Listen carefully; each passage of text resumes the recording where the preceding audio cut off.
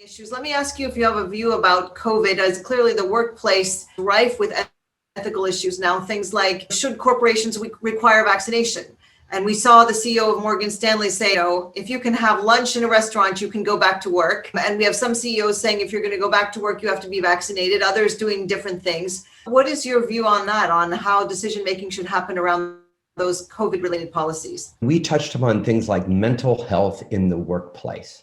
Why is that an issue? The issue is because your employees have to feel safe to operate in their environment. And if they're not, you probably have an employee that's not as engaged, or the flip side is more likely to engage in poor behavior.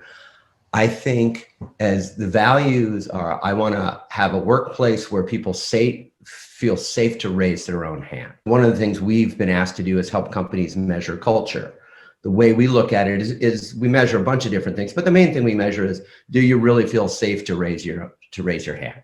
So I think in terms of COVID, I think you look again in the US, there were places like Salesforce. Salesforce was maybe the first major publicly traded company I know to send all their employees home way before any sort of regulatory sort of agency guided one to do that. So I think it comes back to values, or you said principles. I want to differentiate myself by creating the best environment for my employees to bring their whole selves to work.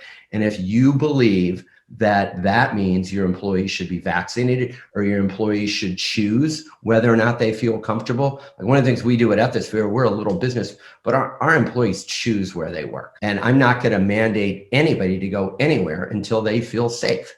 And so what we do with corporations is the way that I think we help society be better is we bring corporations together, we capture what their practices are, and we make a judgment of what good looks like.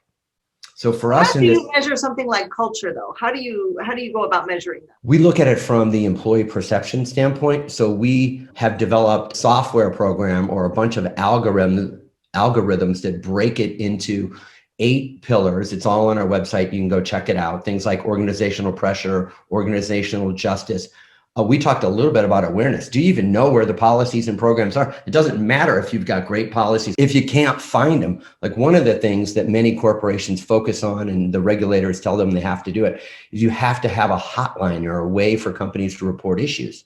92% of issues by major corporations never hit the hotline.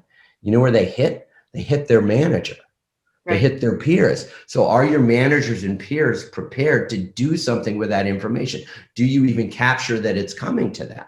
Right. So those are ways. And so we can tell people what good looks like from a programmatic standpoint. But then when we test your employees and your employees say, well, it doesn't matter because I don't feel like the rules are the same for me and you, then you've got an issue. Or the people in Asia feel like they're culturally not able to raise their hand.